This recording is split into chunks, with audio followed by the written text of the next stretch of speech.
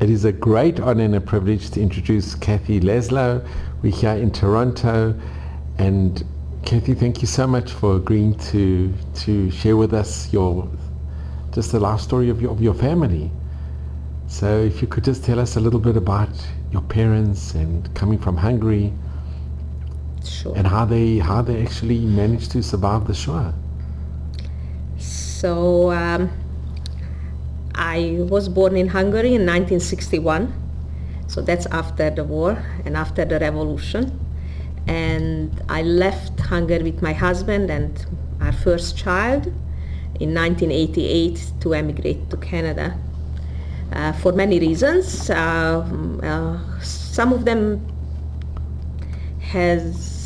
dates back to the fact how, as Jews, we were living in Hungary in those days in the 60s, 70s, and 80s, which was not an easy way to live as a Jew. But I cannot say that was the only reason, but that definitely played into it why we left Hungary. And where did you live in Hungary? We lived in Budapest. I was born in Budapest. My father is coming from a small town in the northwest end of Hungary, not far from Miskolc, which probably you heard about 15 kilometers away in a small little shtetl called Igrici. Still exists today, by the way. No Jews live there anymore. When I go to Hungary, not so often, but when I do go and visit Igrici. And a grave, because my grandfather was lucky enough to die in 1938 out of being sick, just like a normal regular sickness. Of course, everybody must have been very devastated. 38 when he died as a young man, leaving behind young children, not knowing that he was still a lucky one to die out of a sickness.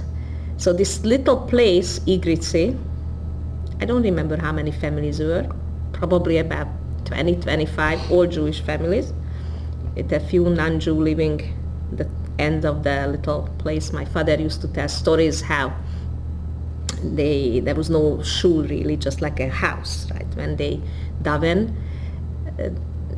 everybody was religious or Orthodox. There was no such a thing in the countryside as a non-Orthodox Jew before the war. Everybody was observant. So they went into this like home, which was the shul, that was the Rebbe, and everybody read the Torah. There was no Torah readers, right? Because whoever was called up, everybody was able to read the Torah. And they went to Heder, the kids. There was no like public school or anything, everybody went. And then he had like these funny stories how on Friday they carried their cholent to the baker, and he put into the oven, they put everybody's cholent, was covered with newspapers, and then on Shabbos, come home from the shul, everybody picked up their cholent, and every week there was an argument because the one which was in the middle was cooked more and the side didn't. They were always arguing, why did he put, like in those days, like that was a big deal, right? So they carried home the cholent, and I guess it was a happy life, probably. They were not very well off, but nobody was. Going back one generation back, my grandma, my father's mother, they were 13 girls, only girls. My father told this story that they were very poor. They had 2 acres of land to work at, and 13 girls to marry off. So they all married in the neighboring little towns, and my grandma was one of the youngest one. So all the siblings had been married and many children. This is before the war. My grandma had 3 boys, my father and 2 brothers. But everybody else, the older ones, had much more many kids. So before the war, my father had over 100 first cousins. I can't even imagine, right? Like they were all living geographically in neighboring little towns, so I'm sure they got together, Can't imagine how a holiday was like. Must have been really interesting to live like this. My father was born in 1917, so probably before the war he was like late teens, early 20s. And must have been an interesting way to live. Unfortunately, I don't have such a family because out of all these many first cousins, 6 survived the war. And the rest? The rest all perished in different ways and different places, forced labor camps and wherever. Dachau, quite a few of them was in Dachau. In Auschwitz? And in Auschwitz and Bergen-Belsen, different places. Some, I don't even think that my father really knew where people ended up. And quite a few, the men were taken to forced labor camp because they were all young men, including my father.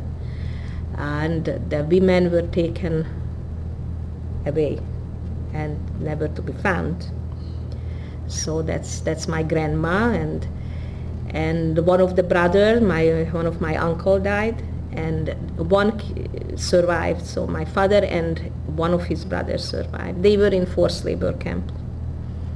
And he always told the story that they disappeared, like they were able to somehow disappear from a truck. They jumped down and they were hiding in the forest, but they were found and they were taken again.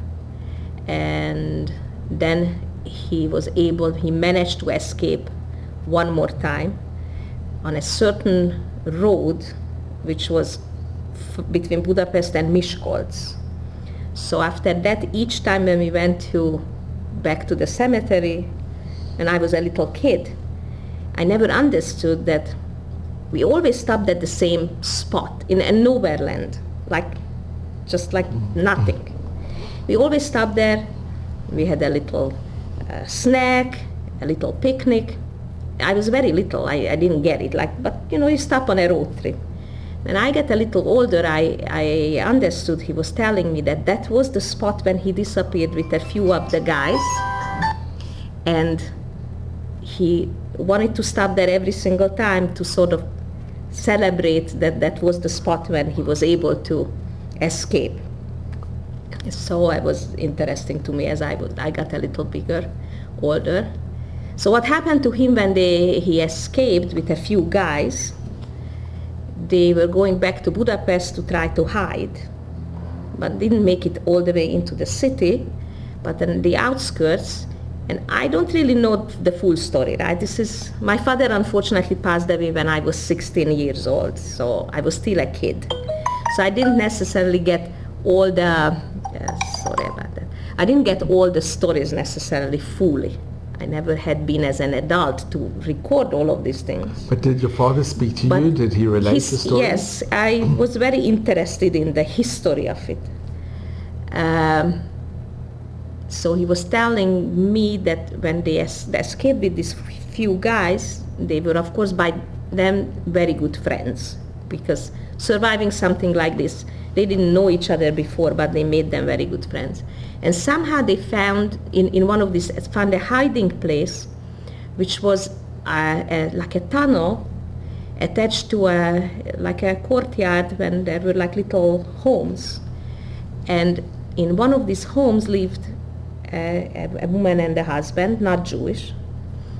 And she was taking care of these boys in this tunnel, taking them food with her own life in her hand, right? And this was like the late 1944. And this outskirt was liberated January 1945. So for a few months, she was hiding these young men, risking her own life. And that's how they survived. One of the friends who survived with my father actually emigrated to Israel immediately after the war, and became a fairly well-known author, changed his name to Eli Netzer, and was part of he was the first to create Kibbutz Dalia in Israel, right? in 1944, 1945, right after the war. Immediately he left. And why I remember that is because my father kept in touch with him through letters. Now this is communist Hungary and that Israel, right? So it wasn't so simple. And as a miracle, my father got a permission to go to Israel as a visitor in 1967, just before the war, to visit this friend in Kibbutz Dalia. And he came back from this fantastic trip, and I so clearly remember him telling us that now he knows what is real communism. Because what we think in Hungary, it's communism and socialism, that's nothing. The real communism is in the kibbutz. When he was free he went into the store, and he was a smoker, my father, and he just took a pack of cigarettes and he didn't have to pay, and he didn't understand, like, why are people not taking 5 packs of cigarettes? And his friend explained, like, why would they do that? Like, next day they're gonna be cigarette again, why would they take 5? How everybody was helping each other, and they took care of the kids. So it was very interesting. I still remember that. And they kept in touch until my father passed away, unfortunately. But going back to how to survive the war. So as I said before, he came from a very religious family before the war. And losing his whole family made him a non-believer. And I always tell everybody that I never judge anybody who survived the Holocaust. Whatever happened, happened. If they became an observant, non-observant, anything between, we can't say anything about that, right? So I grew up in an atheist household when we did not have any religion, but he was very knowledgeable in terms of Jewish history, and because he grew up in the Cheder and in the yeshiva environment, so all the stories, the Bible stories, all of those things, I was always very interested, and he was very, very calmly explained all of those things, but we never celebrated any holidays. No, not Pesach or Nothing. Yom Kippur? The first time I knew about Pesach Seder, I was like maybe 12, when we went to visit one of these, somebody from a neighboring shtetl next to Igritzi, who they survived, and they remained religious, and we went to visit them, and there was a Pesach Seder. I remember the matzah ball and how we were all sitting together, but that was the first time I experienced such a holiday. But I tell you something even much more interesting and fascinating. When he survived with hiding in this tunnel with that lady helping, and the boys, these young men, they all went on their way. The one went to Israel and started a life. The other one, everybody did something. But my father stayed with the lady, with this woman who saved his life. And he was in his late 20s, right, like early 30s when he survived. And he put himself back to school, and he got a job, and he started to work, and he stayed with her and with her husband. And she never worked. My father took care of her. And she decided, this is now early 50s in Hungary. It's not so great to be Jewish. Everybody's changing their names to sounding Hungarian, all of those things, right? This lady decided to convert to be Jewish. In the 50s, she converted to be a Jew. So she is buried in the Jewish cemetery in Hungary. And she decided to do that. Like, that was, for me, like, so unbelievable. Why? Because there was no need. Like, we were not religious. It's not like she needed to partake in anything. She was the only person in our house who kept Yom Kippur. I didn't know what Yom Kippur is, but I really remember that she didn't eat. She was the only person. And she lived with my father. My father was 41 years old when he met my mother. And that was my mother's second marriage, and had a son. and before he married my mother, he was very happy about having a child already, because he was later in his life, he wasn't sure if he's gonna have a child. So he was very happy that there was already a 6-year-old with my mother. And before he would have married her, he made it clear that there are certain rules in our life. My father was very pragmatic. Said that we forever gonna live with this woman and the husband. We called her Mamika, like she was like all of our mothers. We're gonna live with her forever. My father told my mother that doesn't matter what she wants or doesn't want, we're going to live together. She has to live with this woman. And if any time there would be an argument between my mother and this lady, no question asked, he's going to take the lady's side. So he put the cards on the table. This is how it is. If she doesn't want it, it's okay, but that's how it's gonna be. So my mother agreed to it. I guess, I don't know, probably loved my father enough, not knowing that actually it never happened, because this lady was like a saint, like a holy person, really. And there were never any arguments. And she loved my mother like her own child. They never had children. This lady and the husband never had kids on their own. So we all became her family, and she became our family, and we lived together. I was born, and in the same house. In the same house. She always, the husband passed away, and she lived with us, and never worked for a day. Never lagged anything in it, but she took care of the house at home, cooked and baked and whatever. My mother went to work.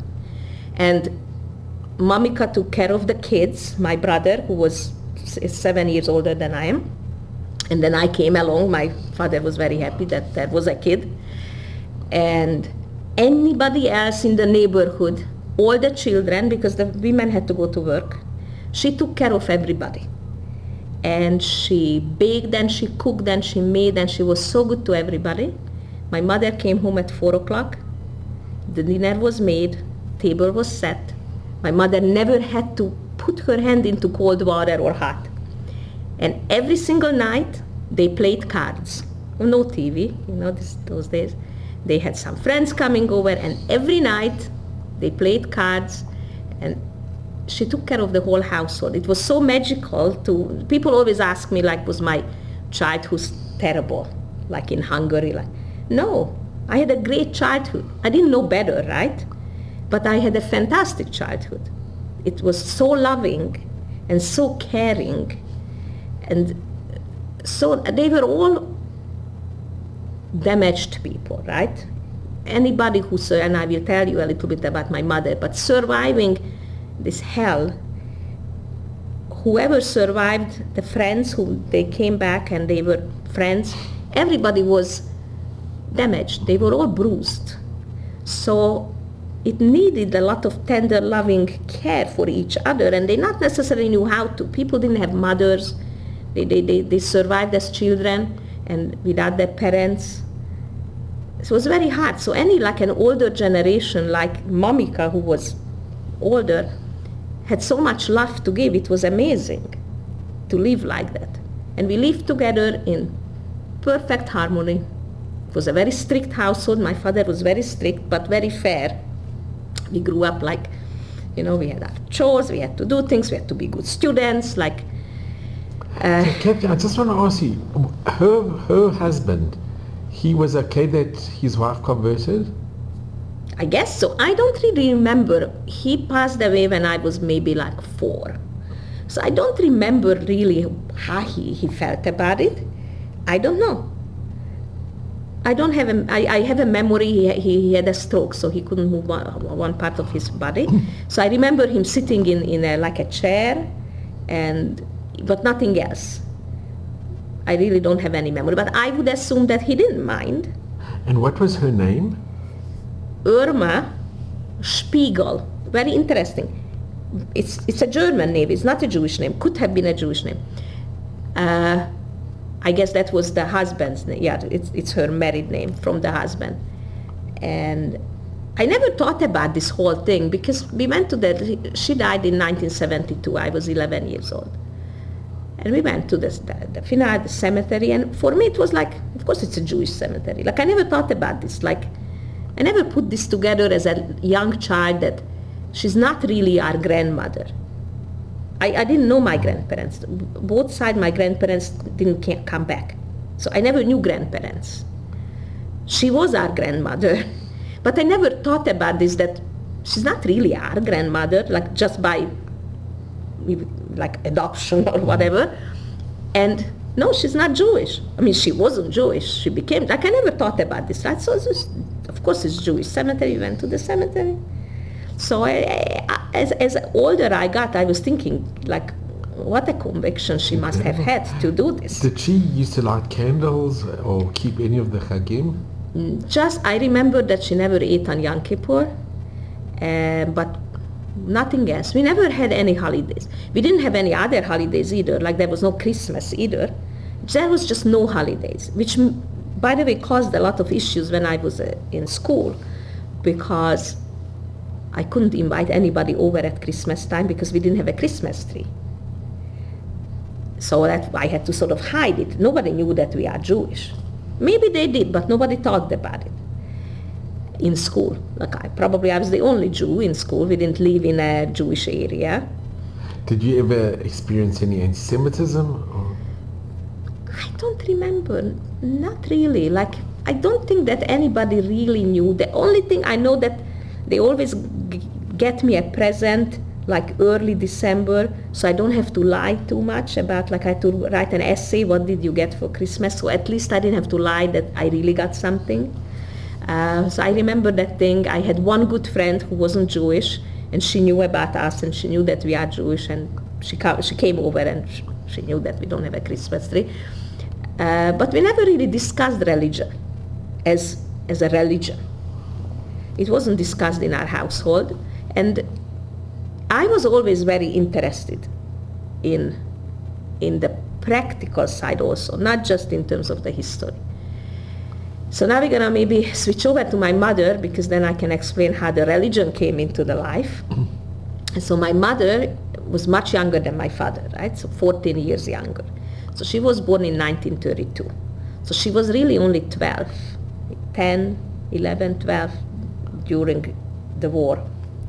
Her father was taken to forced labor camp in 43, I think. And where did she come from? She was born in Budapest, and her mother, like they were not far, like outskirts of Budapest was her family from.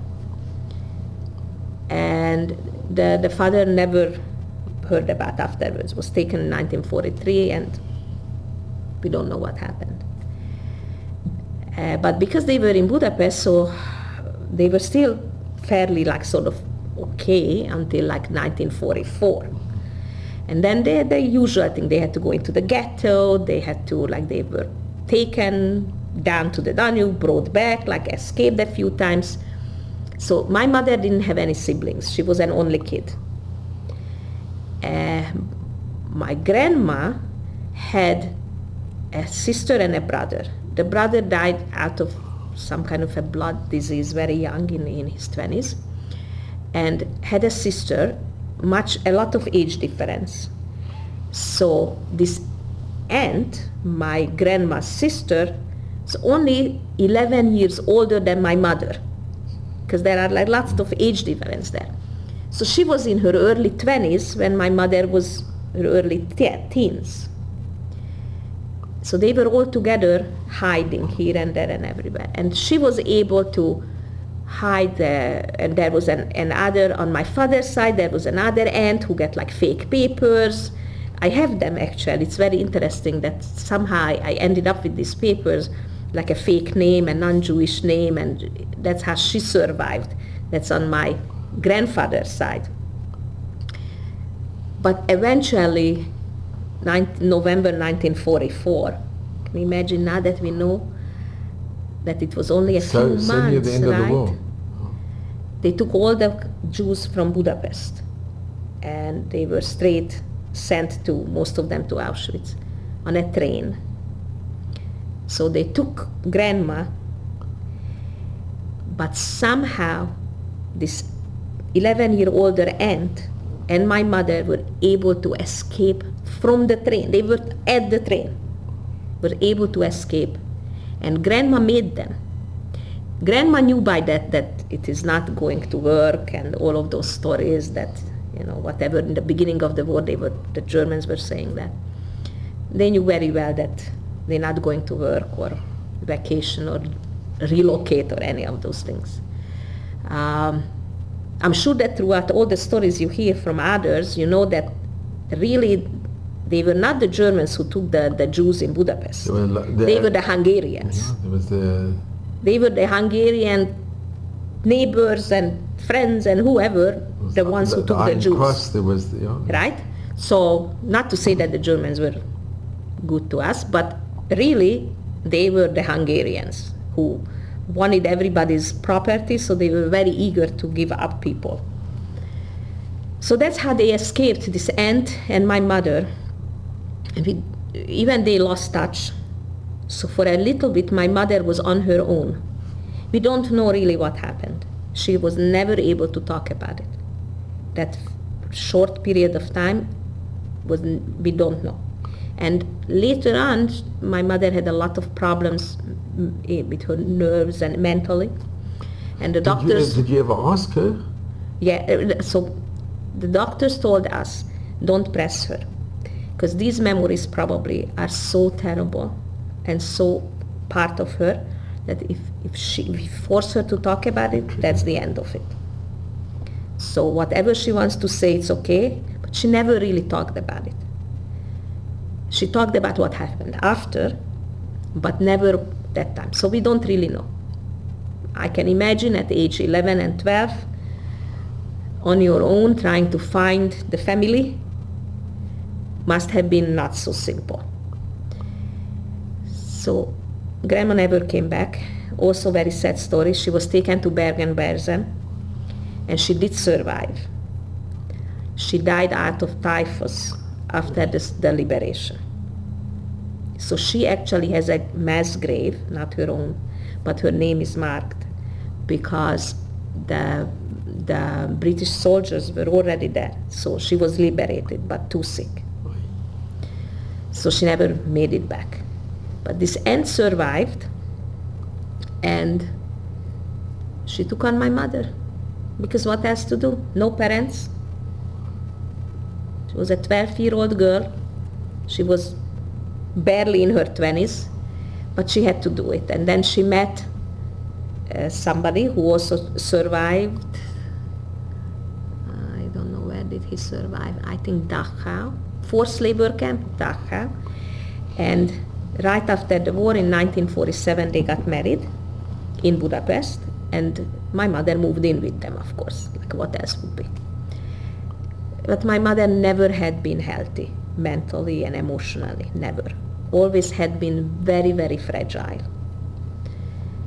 And went back to school, finished school, and when she was 18, she met a guy, fall in love, and wanted to get married.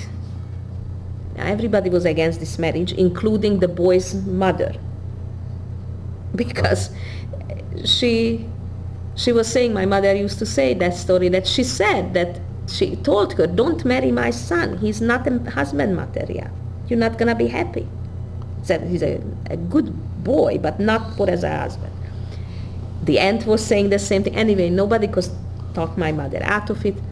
So they got married in 1952.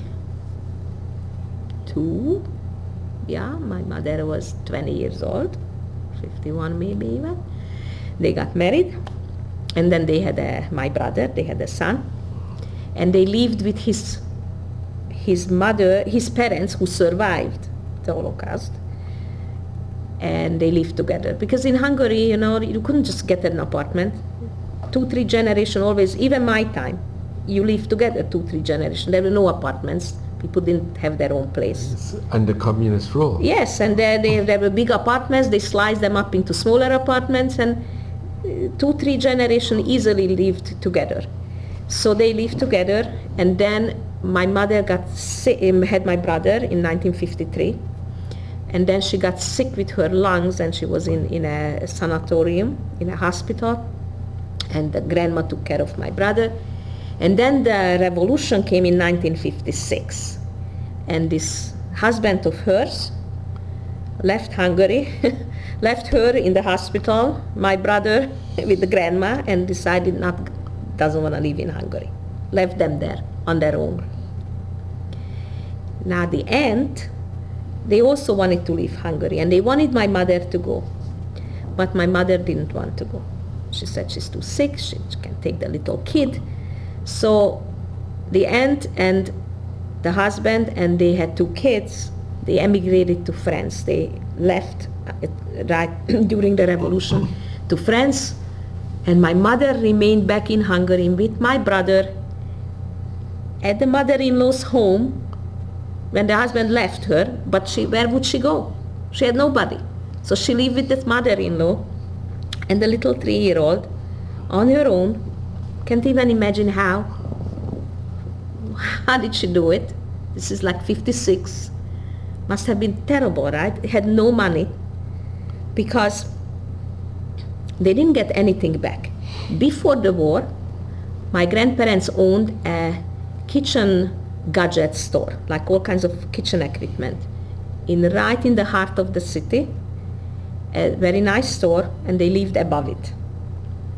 There came the war, goodbye store. They took the store away. And when they were sent to the ghetto, no apartment. So after, when they were coming back, the aunt, in her early 20s, with my mother, 12-year-old, went back to the apartment to reclaim the apartment. The superintendent took over the apartment. And the superintendent told the aunt, if Mrs. Steiner is not here, no apartment. So she said, Mrs. Steiner died. She said, no, Mrs. Steiner, no apartment. So they lost everything. The apartment, the store, everything. They were a fairly okay, financially okay people before the war. So my mother had nothing. So when she was left with this 3-year-old in the mother-in-law's place, nothing. And she was not a strong person. I don't even know how she managed until she met my father in 1960. And then the story continues, as I said before. In the beginning, funnily enough, when my father married my mother, and there was the brother, my father moved into this ex-husband mother's apartment, because whereas Mamika, the one who saved him, had a very little apartment at that time. So they couldn't go there. So we lived, I was even born into this 1 bedroom. We had the room, I can't say the bedroom, the room. When 4 of us lived, there was no space for a crib. So during the day, they were like 2 chairs, armchairs, and at night they put it together. That was my crib. Until I was about 6 months old, then my father was able to secure a bigger apartment for Mamika, and then we moved, all of us moved there, leaving the ex-in-laws. However, my father, till the end of their life, these ex-in-laws' life, took care of these ex-in-laws. Wow. Because their son left them. They were left in Hungary by their own son. So my father looked after them. They came for every week, they came for dinner. We looked after them. And did the son have any contact? So, I don't know when, so I was 61, at the end of the 60s probably, he came back to visit to Hungary, to visit his parents and to visit my brother. My father adopted my brother. So he was under the same name, and he was bringing him up as his own child. But my father was a very interesting man. He welcomed this man in our home for my brother's sake, because that's his real father. So he was coming to our house when he was visiting in Hungary to see my brother. My brother did not want to do anything with him. Refused to call him dad or father or anything, called him by his first name, because he was, for even until today, my brother is still around, until today he couldn't forgive his father to leave them behind when he left the country and left my mother and him as a 3-year-old. He never forgave him. But my father, it's not forgive him or not forgive him, he wanted peace. My father was an ultimate peacemaker. His Hebrew name is Yitzhak, and he is like a Yitzhak. He was a peacemaker. He always made peace between people. Never wanted anybody to have any kind of macholches for big or small things. I remember that, how he always had people over and was talking it out, and you should da. So he never wanted any issues. So he welcomed this man into our house. But Kathy, did they get a get? Did they get a divorce? So they never had been married under the huppah. My mother never married him, this first husband, under the huppah. Neither did he marry my father under the huppah. So that's an interesting question, by the way, on me, because they were not really, but Hungary, all the communist countries falls under different ruling, right? So they never really had a religious wedding. So that was not a problem. But it was a very interesting, even if you now think about it, that it's an ex-husband who wasn't even like the nicest ex-husband ever, and my father looking after his parents, and all of these things is very interesting to hear. And this man lived a very racy life. That's the reason his own mother didn't want him to marry my mother. He liked to live big and spend money and drink and eat and smoke and girls and everything. So he lived this life, so opposite of my father. It's my father who was like the backbone, straight, and never lied in his life, and had very strict rules and so honest. So they were very different from each other, but they were able to coexist at the dinner table somehow. And he stayed in the house? No, he didn't stay with us. He lived in a hotel when he came to visit, but he came for dinner.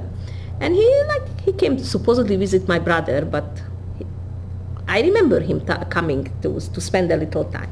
And how did your mother respond when he came? My mother was okay with it. So my father ruled the home in our house. So my mother was whatever my father said. However, my father took care of my mother like a China doll, which needed. It had to be, because she was very, very fragile.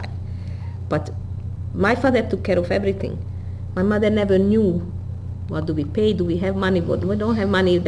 I remember we had an envelope. Those days, everything cash, right? Salary, everything. Mm-hmm. We had the envelope. As long as there was money in the envelope, my mother never knew what's happening. Which was, by the way, a problem. Because my father died when he was 60 years old. He just retired, and a few months later, he died out of a massive heart attack at the dinner table. Right. I was 16. My mother, that very fragile mother, lost the husband who was like everything, and she was only 46, but had absolutely no idea what to do. She lost her everything. So this ex-husband, who lived in Switzerland, by the way, he was a good man. He was not a bad man. He was just not meant to be a father and a husband. He came on the first airplane and took care of everything, the funeral, the arrangement, everything of my father. Because I was only 16. My brother also lost, my brother is also not a very strong person, and my mother was nothing. So he came, I remember he made all the arrangements and the funeral. Okay, and then he left. In a few days he left. My mother knew nothing. We almost got evicted because she never knew that we have to pay rent. She didn't know, do we pay for the gas and the electricity? What's happening? So at age 16, I I had to sort of take it over from her because she had like, she went to work in the morning. She came back she worked in an office and an administrative work. She came back from work and she was able to leave, but she wasn't strong enough to take on things. So I always had to be the strong one. And your brother, he couldn't take on that position? So no, my brother was also not so strong. Also, he was, by that time, he's 7 years, almost 8 years older than me. He was out of the house, so that he didn't live at home. He was on his own, but he wasn't living at home. I mean, I'm sure he did some things, but the day-to-day living, like, sort of, it fell on me. So it was a really tragic thing to lose my father. It was very tragic for him too. He had very big plans for retirement. We had a little cottage, and how he's going to build this cottage, and he's gonna spend his time there, and my mother will work only part-time, and I'm getting older, I'm gonna go to university, so they're gonna have this life in the cottage, and how beautiful it will be, and all of these plans. He had great plans, and in a second it was gone and done. It was really, really tragic. And for me, like, I loved my father greatly, and it was just very, very hard to stay. Listen, I'm sure that a lot surviving what they had to survive was not like, it was very difficult. That generation, the lucky ones were able to live long lives, but a lot of people died very early. Was your father buried in a Jewish cemetery? Yes. Yes, they together, because my mother died when she was 68, but at least she lived long enough to see me getting married and have, even when we left Hungary, and she came to visit and she stayed with us. Then I had other kids. So she had a little bit of a life with us, but she also died very young. She was 68. I mean, they had terrible habits, right? Everybody was smoking those days, heavy smokers. My father was a very heavy smoker. So a heart attack, I'm not surprised. I'm sure they didn't eat so healthy. My mother had lung cancer, also a very heavy smoker. I'm sure they are all, contributing factors that they went very, very early, and it was hard. So that's the story on their end. Not too happy, but in a way, it is happy that we still won, right? Because we are here, and I'm here to tell the story, and I have 3 children. And I have Dani, who was born in Hungary, and he has autism, it's a disability. And I have a set of twins, they are 28. And we became religious. How did that happen? So I was very interested in religion. And that aunt, my mother's aunt, married in 47, who he married, he was an Orthodox man. So her aunt took on everything to live a lifestyle with the husband and his family in France. So when I was able to visit them a few times, I really liked that lifestyle. What did I like about it? I did not necessarily, I was like, first time when I visited them, I was 13. I didn't fully understand what's happening, right? The whole Shabbos and all of what is happening. It was actually, first I was a little worried. I won't know what to do. But the uncle made it fun and easy. And what I liked, that it was so calm. And we went for a walk, and we played games, and like Shabbos was so calm and so nice. And I really liked that. I very much liked that. So I wanted to experience a little bit more. When my father died and I was 16, I was like really depressed. So my mother decided to send me to France when I was 17 for a few months to live with them. And I went to school there, and I really loved it. And I hated Hungary.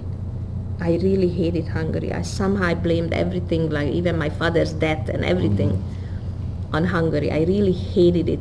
The mindset, the fact that everybody's so jealous and they don't want good for other people, they want bad for other people. Like, I just did not like that whole mentality. Nobody hurt me. It's not like I was like abused or what. I just didn't like that mindset. And I loved it in their house in France, in Paris. So I decided that I'm not going back to Hungary. I registered myself in high school. I was 17. And our aunt was very worried what's gonna be, so they sent a telegram to my mother that I'm not coming back. So my mother came on the next train and got me back because I was underage, right? And I was very angry at my mother, very angry. And I told her, you can take me back now, but I gonna leave because I don't want to leave my life here. Sooner than later, I will leave Hungary. At that time, she was able to take me back. So sure enough, that's what happened, right? I mean, I got married in Hungary, we had Dani, but both of us, my husband and me, we both really wanted to leave. So can I ask, why were you so anti-Hungary? Was it because of the history, what happened in the Shoah? The history, and maybe communism? Even unknowingly, not necessarily because I formed this opinion on me, on in my head, that feeling, but mainly I tell you what, and I don't know, probably there are other people in the world existing like this, but the Hungarians are a very interesting bunch of people. Generally speaking, and we shouldn't generalize, and there are fantastic Hungarians. However, a general mindset, jealousy. Anybody who has 1 grain of salt more than you, it's not like I'm gonna work harder so I also get a grain of salt. You shouldn't have it. Doesn't matter how did you get it, because you worked hard, whatever happened. You shouldn't have it. And when my first job, I worked with, like, in an office. I'm an accountant, so I worked in an office, and I had to. Everybody always thought that we are millionaires. I don't know why, because we were not friends, but they were thinking. So I decided early on to say, the best weapon, instead of denying it and to say no, we have, make it up. So when my birthday came, I came with these stories, how my husband got me this diamond ring. It's so valuable, I can't bring it to work because none of them was true. But they were jealous anyway, so let's give them something to be jealous. Amazing. But when my husband had a friend who brought the same car, same make and same color every 4 or 5 years, so the neighbors wouldn't recognize that he has a new car. Can you imagine that? How stupid is this? So, but that's how people existed. That was the mentality. Not to mention that we had a little apartment in the same apartment building as my in-laws, and our next door neighbor was a real anti-Semite. That was if you want to know about anti-Semites, he took every opportunity to yell at us about anything.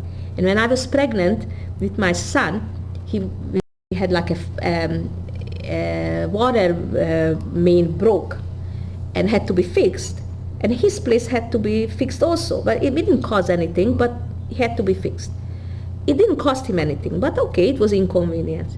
He was so angry, and he was saying that even the baby in your belly should die, and I'm gonna come and burn your house down. We moved out. We were so worried that he's gonna come and burn down the thing, you dirty Jews. So who wants to live like this? And there's no future. We didn't leave Hungary because of financial reasons. My husband has his own photo studio. He's a photographer. His own photo studio. I had a very good job. I worked in a travel agency.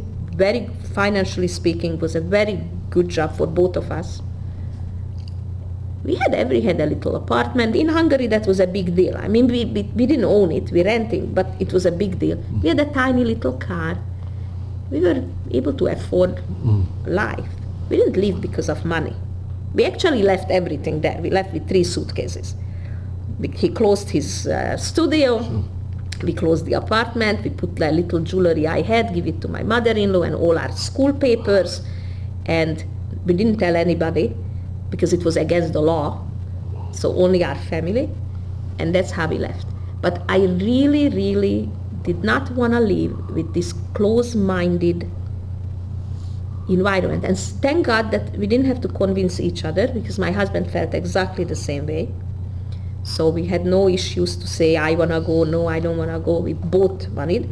And in addition to this, when our son was born and we knew something is wrong with him, nobody believed us in Hungary. We went to the best doctors and everybody said he's fine. And we knew he's not fine. But nobody was able to say what's wrong with him or even acknowledge that something wrong with him. So he had no future there. So that was just an addition. We didn't know what's wrong with him, but we knew that something has to happen and he has no future in Hungary. And thank God we did that, because even today he wouldn't have a future like he has here, 33 years later.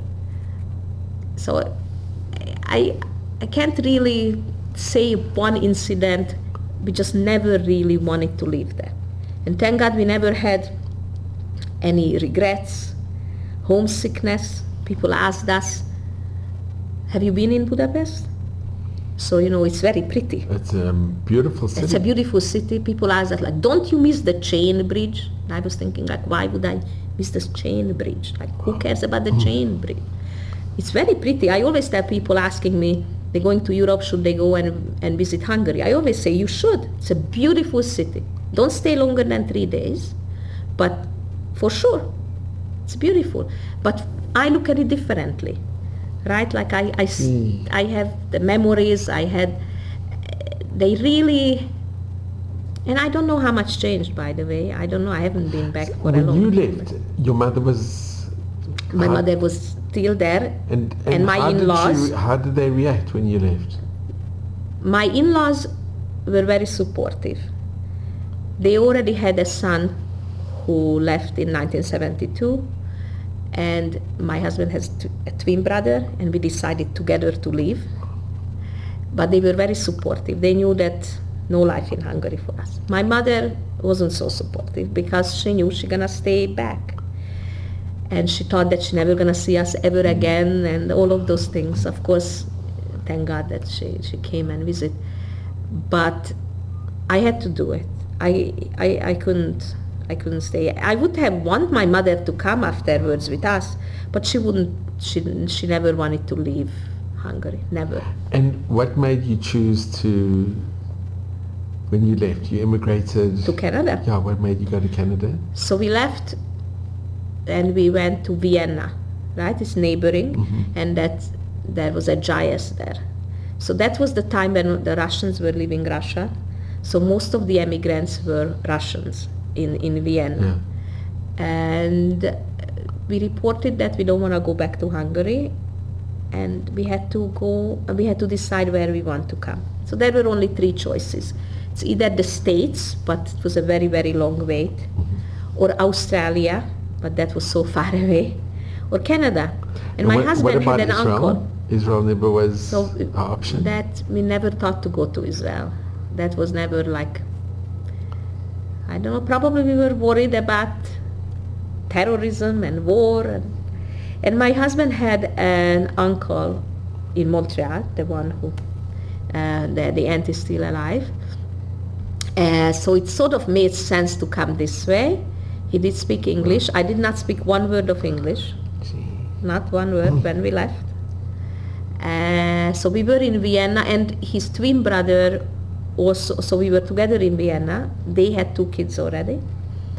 And so we arrived to Canada together, and they were in business together, so they continued the business here together. And what business? They had a photo business. Like he had back in Hungary. They never had a studio, but they did all kinds of events, bar mitzvahs, weddings. And when did you become religious? So my in-laws were much like traditional. I wouldn't say that they were but they were traditional. My mother-in-law always lit candles in the cold cellar so the neighbors wouldn't see it. Oh, really? Yeah. Oh, we had to close all the windows and this is, this is after the war. This is talking about the 80s. I met my husband in 1979. So this is 1980. You always closed the shutters before you did anything. You lowered your voice before you said anything. You never know what the neighbor hears. It's crazy. That's how you live. That's how you live. That's how we lived our life. So they had four, like the four boys. They all had their bar mitzvahs, and it's underground, everything underground. But they were much more traditional. So when I met my husband, so we went to, on high holidays, we went to shul. We needed a doctor's paper that we are sick, so we were able to stay home. And we went to shul. Like, did we really daven? No. Like, we went to socialize. And which shul did you go? So my father-in-law was at the Hunyadi shul. That's when he used to go. And we went to the big, at Dohány, we went to there on high holidays. And there was a institute for rabbis. I don't even know how you say that in English. And every Friday night there was a little gathering for young people. So we went there really to socialize, nothing to do with religion, I have to tell you. It was more like young Jewish kids getting together. And that was good enough for the parents because they just wanted the Jewish kids together. And that was the end of it. Like, that's how much we did in Hungary. But when we came to Canada, and my son, the little one, needed a place to go to school, in that year they opened an Orthodox nursery school for kids with a disability. And my son was one of the first kids in that school, a private school. And we were very grateful that they took him, and we couldn't pay, and they took him anyway. And so I told my husband, we cannot send a tray for lunch to the Orthodox school. Like, how can we do this? So we koshered the home. Lubavitch came, they koshered the home, and we started to keep kosher. But we still drove. We went to shul. You know why we went to shul? I had from this Orthodox school, one of the teachers became very friendly with me, helped me a lot because I didn't speak any English. So she was helping a lot to sort of how to fill out forms and everything. We became very friendly. Her husband is a rabbi, and that was the time Aish HaTorah opened here on Clark, and he was a rabbi there. So she was telling me we should come on just Shabbos morning, come. So we took this little 3-year-old, who was very hyper, by 4-year-old by that time, extremely hyper. We went to shul. Wow. So I was sitting upstairs with him, and he was mesmerized. He took a siddur, was hugging the siddur, and was sitting there, and I was thinking, best ever respect. He gonna sit here, I close my eyes, finally I can sleep, because I never slept at night. I'm gonna sleep here, service is finished, there is a kiddush, they give us lunch, we had no money. Getting lunch was really great. We got lunch, day is done, best ever. I didn't know that Aish HaTorah is an outreach shul, right? So Kiruv, sooner than later somebody came up to me and said, like, who are you? And they gave me a siddur and which way to open, and I felt very embarrassed that I didn't know how to open a siddur. I felt very bad. Did you have a traditional wedding? Yeah, we had a very traditional wedding in the Dohány synagogue. In the giant synagogue? Oh yeah, beautiful wedding with a big rabbi, sure. And you didn't know how to open up a siddur? I had no idea which way to open the siddur or how to read.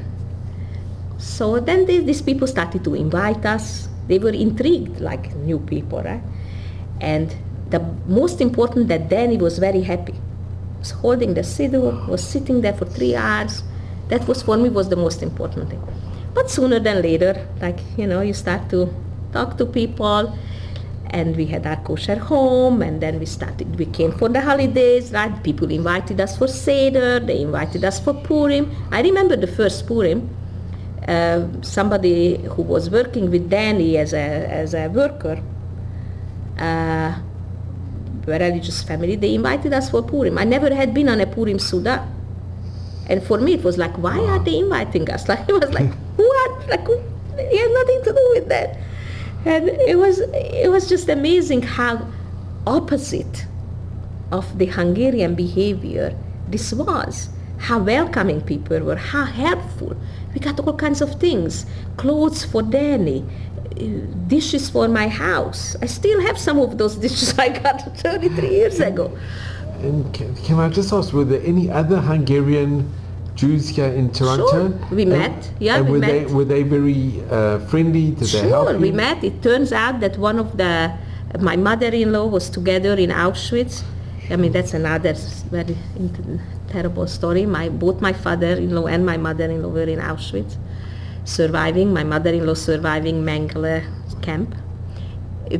Her name was Lily, and she survived with two other Lilies, same age, in their early 20s. They survived Mengele's camp. One of these Lily emigrated in 1956, emigrated to Toronto. So when we came, she looked after us a little bit. They were already here. She had like a family. That's the real triumph here, by the way. She survived Mengele.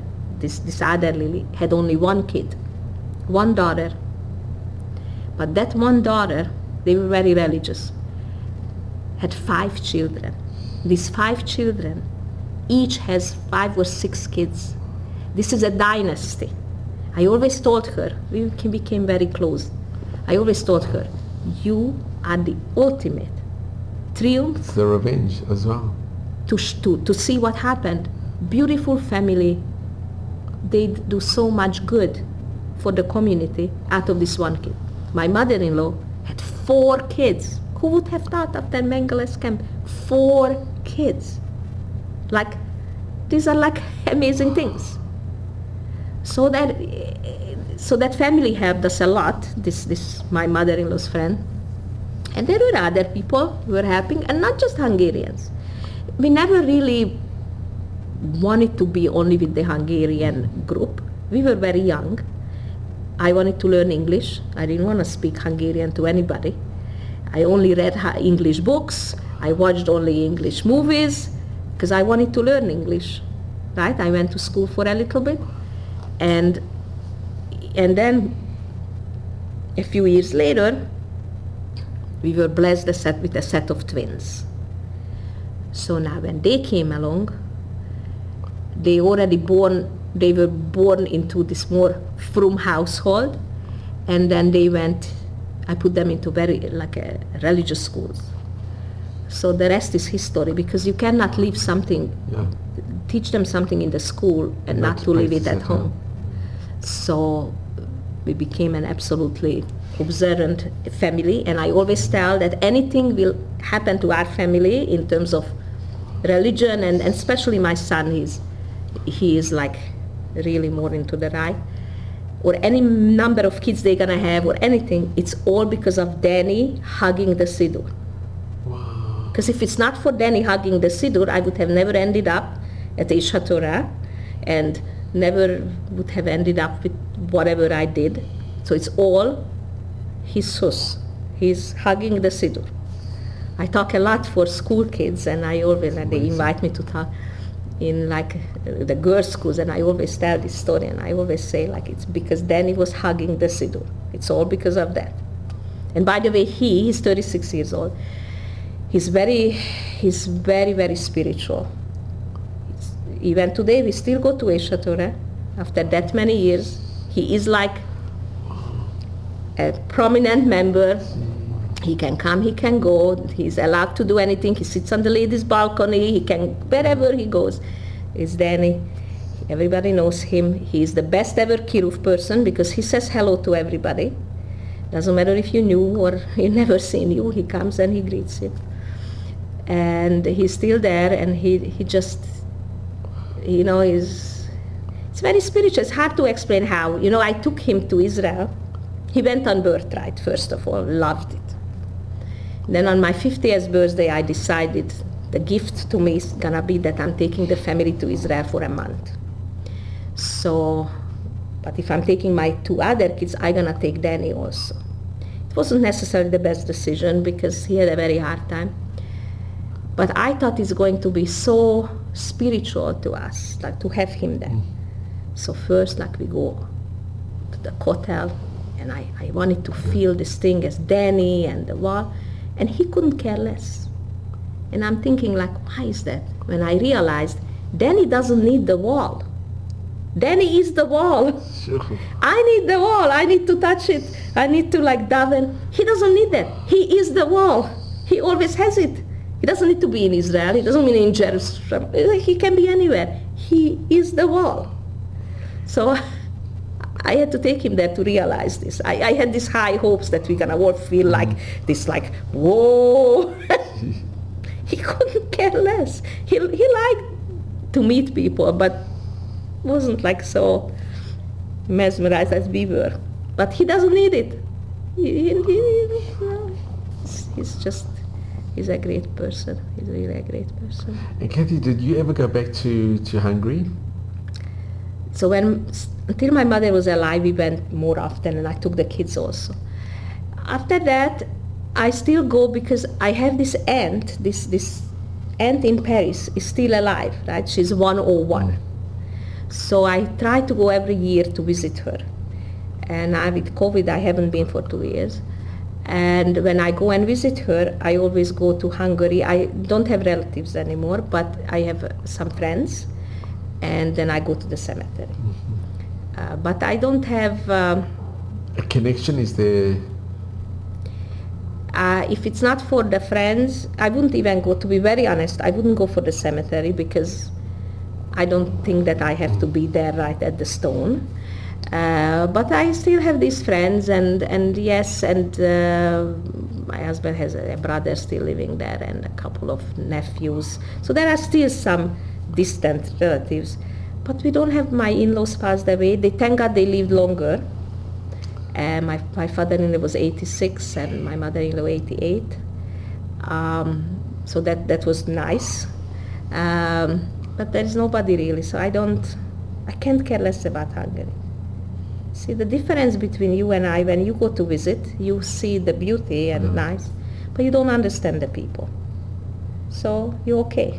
But you're okay, but when you realize what happened to the Jews in Budapest and in Hungary, it's a bittersweet, because it is a beautiful country, but you know what is the problem? The history is very sad. The problem is not even the history that happened. The problem is that if God forbid the history would repeat today, it wouldn't be different. It would be the same. The people are the people. It would not have any difference, and that's the sad part. This is very sad. And when I go, I understand the people. I hear what they're saying. I hear what they say about me and about everybody else, not because I'm Jewish, just because, why not? Because that's how people are, and that's how people talk. And I have no desire, not whatsoever, to go. Wow, and Kathy, I'm sure, hearing your story, how did you establish this most magnificent... The place. This place called Dani. So when we came and with no English, so we had to do what we had to do. So I always tell this story also when I talk to people, that probably I did anything and everything which is legal and ethical in terms of work. I was a cleaning lady for 3 years when we came because I had no English and I had no Canadian experience to work in my own, with my diploma. Nobody cared about my diploma that much, but I didn't mind to be a cleaning lady. I never minded to be anything I had to do because I knew that something better will come, and it paid the bills. And we worked hard. And then, we had to do a lot with Dani, therapies and whatever we had to do to get him wherever. But I always believed in him. And I always fought for him. I had to do a lot of fighting for schools, for integration, for everything. But he always had been part of the real community. He never had been hidden in a closet. Mm-hmm. We were always proud of him. Yes, he has difficulties, but he has fantastic qualities and things which other people don't have. I always say that what is really what is normal? It's only the setting on the washing machine, right? Because Dani he reads and speaks 4 languages, and we don't. Most of us don't. So now, am I disabled now and he's the abled one, or like how do we look at that? That he doesn't know how to connect the zipper on his jacket. So I guess then he is disabled. So where do we put this? But he needs help. But he is just a fantastic person. So when he was growing out of high school, I wanted him to be part of the community, not to be like, what he gonna do? There were really very little possibility and none of what I wanted. So that's how this whole idea came about. A small group of parents, we got together and we wanted to do something for our kids. We didn't know how to. So it was really just out of willpower and Hashem, to be very honest, like I always say that, like, we are only like shareholders in our lives, right? Yeah. So our max can hold only 49%, 51 is in God's hand. As long as I do the 100% of my 49, the rest I shouldn't worry about. The majority shareholder gonna make sure that we are succeeding. So that's how this whole thing succeeded. Started very small in my own kitchen, with a small group of kids, with a summer camp, and then it grew into a little bit bigger, and then my son had nowhere to go after high school, so we started a day program, so they had somewhere to go. And then more people wanted to join, and we needed a bigger place, and then we came into bigger location, and we put some vocational training in, and a social enterprise, which helps us to do vocational training, and also helps me financially, because this is a private organization, it's not funded by the government. And then more people wanted to join. Then thank God we have a fantastic team of workers, fantastic. Nobody ever leaves. Whoever started to work with us in 2010 is still here. And we have now a second location because it's more people. And a virtual learning academy for people who don't come, but they are doing it online. And we're building our first residence for 8 people to live there. So it's a lot. But and how many do you have? How many? There are 40 participants. 40 participants. And then we have some people who only come to work. We train them in the different businesses. So if you come for lunch, it's amazing. Then the waitress is somebody with a disability. We have a caretaker. We have somebody who takes the food one location to the next. We have somebody in the kitchen. So they come to work, and then everybody goes to work, by the way. It's just how much they can do. My son is the laziest, by the way. He says he's very lazy, which is somewhat true. If it would be up to Dani, there would be only Jewish studies. He loves the Parsha class. He loves to do work in the synagogue. That would be if it would be up to him. But it's not only up to him, so we do other things. You have some pictures. Is it possible just to show maybe a picture of your family? And so let's see. This is in Igrici. This is the grave of my grandfather who died in 1938 and actually have a grave. This is the only grandparent who actually has a grave. So that's when I go and visit. These are not the best pictures. On this picture is, can you see? Yeah. So this is my mother. I'm just gonna go. And this is my father. And this is the aunt who lives in France and still alive, 101. And this is her husband who passed in 1989. And I guess we were visiting there, so I was like 13 when we were visiting them. So that's If I can just, it's an amazing picture. All right.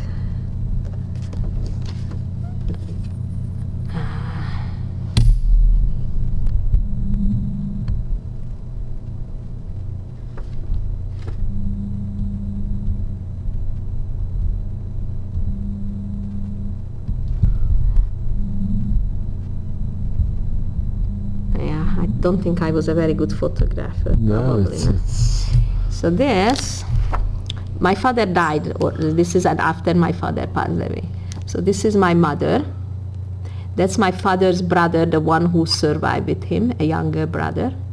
And this is one of that cousin out of those 100 and plus, the one who survived. She was very young. So she survived as a very young girl. And this is my brother, a long time ago, my husband. And wasn't the husband yet. And it is another small town, not far from this Igrici, called Mezőcsát. That's where she lived. This cousin lived there with her husband. So every time we went to the cemetery to visit, we always visited them. So unfortunately, nobody lives out of that picture anymore. They all passed. Except your... Not my brother. My brother actually lives in Israel. Not far from Jerusalem. Just not so long ago. He lived here, and then from here he left. Here and there. I'm looking forward to see what else I can find. I have very little pictures, unfortunately. Very little pictures. I had one good one up there. And yeah, that's also, these are my parents. Somewhere, I guess, vacationing time. And they were happily married, your parents? Very happy. And I mean, as far as I can tell, you don't see into their people's lives, but my father always took care of my mother like a china doll. So I guess that's, that's something to say. Too bad they had it so short. And Kathy, if I can ask you, what message do you give? Do you impart to, when you give a talk to schools or to your children or the future generations? So there are different messages. One important message about the Holocaust, the Shoah, is, and I always tell that to my children, that they are the last generation who ever seen a survivor alive, who ever seen the numbers on somebody's arm in real life. And I remember when my kids were in grade 4, we took my in-laws into the Jewish school to do a talk about the Shoah.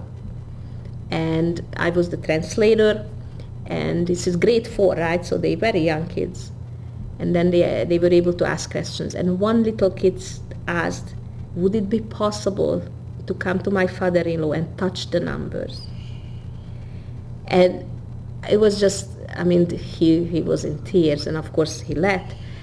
But it is such a responsibility for that generation to give it over, that it is not a story.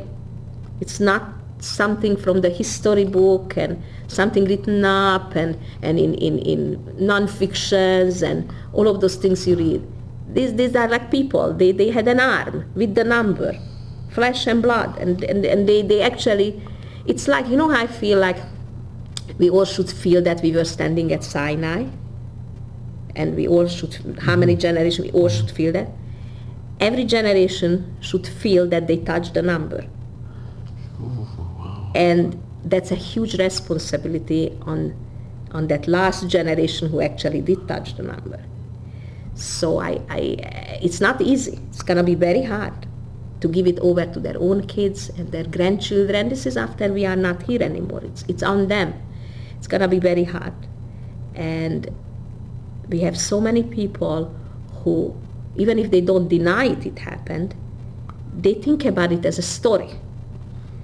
And that's very bad, because sooner than later it's going to be watered down, and then it's just going to be like that's something. So it's going to be a very big responsibility. So I encourage all that generation to take the time and go and visit. If you haven't had an opportunity to visit a survivor, and just sit there. You don't even have to listen to the story. Just actually see this person, give this person a hug, hold their hand, so you would be able to, it's a feeling, so you would be able to give it over. Everybody's different. I always had, even not knowingly, I always had this feeling, for me, anybody who survived the Holocaust cannot do bad. Doesn't matter. People always ask, like, we live together with my in-laws, and like, didn't you have problems? I said, never had any problems with my in-laws. Why? I never thought about them as my in-laws. They were people who came out of Auschwitz. Who cares if they were my in-laws? Doesn't matter. Even today, doesn't matter to me. I love old people. Love old people. Anybody who survived cannot do bad. Doesn't matter what they do or say. Nothing bad they can do to me. Not everybody has this feeling, right? So it is a feeling. But it's an obligation to actually physically feel it so you can give it over. That's a message to that generation. The other message, which is coming from my own life, leaving behind and starting a new life, is that you have to do whatever it takes to build your life. If you believe that you want to have a new life or change in your life, you have to. If you believe you have to and you want to, don't shy away, whatever it takes, because there is something better will come. It doesn't matter if you have to be a cleaning lady for 3 years. Big deal. Buys the groceries. But you have to do it with a good attitude and with positiveness. Don't doubt yourself, just do it. That's a mindset. Like I also thank God that I'm a very positive person. I am like that. It's not like I have to work on it. But on a lot of things you have to work on. And not always I had this belief of 49-51, division between God and me. But it made my life so much better that I don't have to be in control of everything. That as long as I do my part, the rest is not up to me. You know how many times I'm asked here, aren't you worried about fundraising? You were doing like we don't get dinner and there is not enough registration. I always say I'm not worried because we did our part. Mm-hmm. If Hashem wants us to have 200 people, we can have 200. And if it's only 100 people, what can I do? We did everything what we had to. As long, this is the only thing, is to make sure that we do everything in our power to succeed. The rest, much less stress this way. Much less stress. So that's another sort of lesson, to try to live by that 49-51, at least 51, if not more. That takes out the ego from the equation. And just be positive. Wow, so I just want to thank you. This has really been something incredibly special. And I'm so grateful.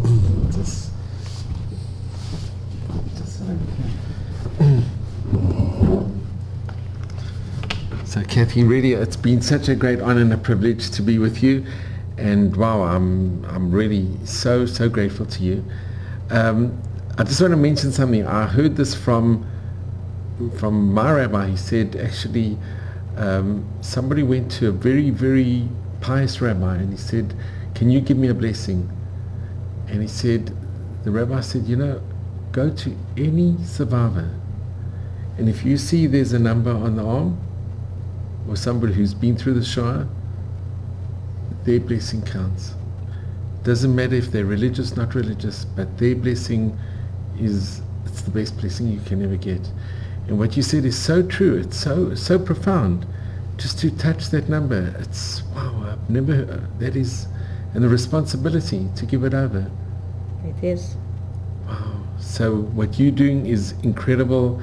You should continue, and please God, this place will just flourish, and you should just be matzliach, be successful. Amen. Amen. And really, I'm exceptionally grateful to you.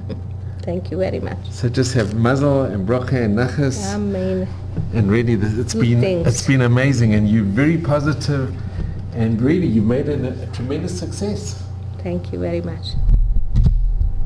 And just one last question. Have you ever been to Poland?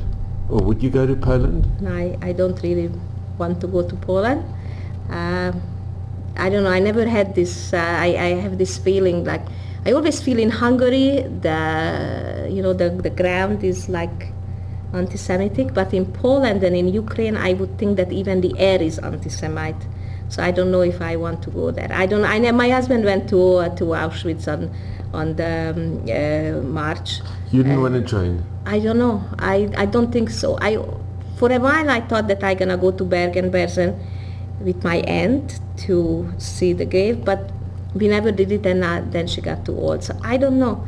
I don't know if I'm strong enough for that, to go to Auschwitz. I don't know. It's very personal. I don't know. and I maybe later, maybe one day with the grandchildren, maybe, I don't know. Well, but right now, no, I never had that desire. Well, just keep on doing the most amazing work that you do. Thank you.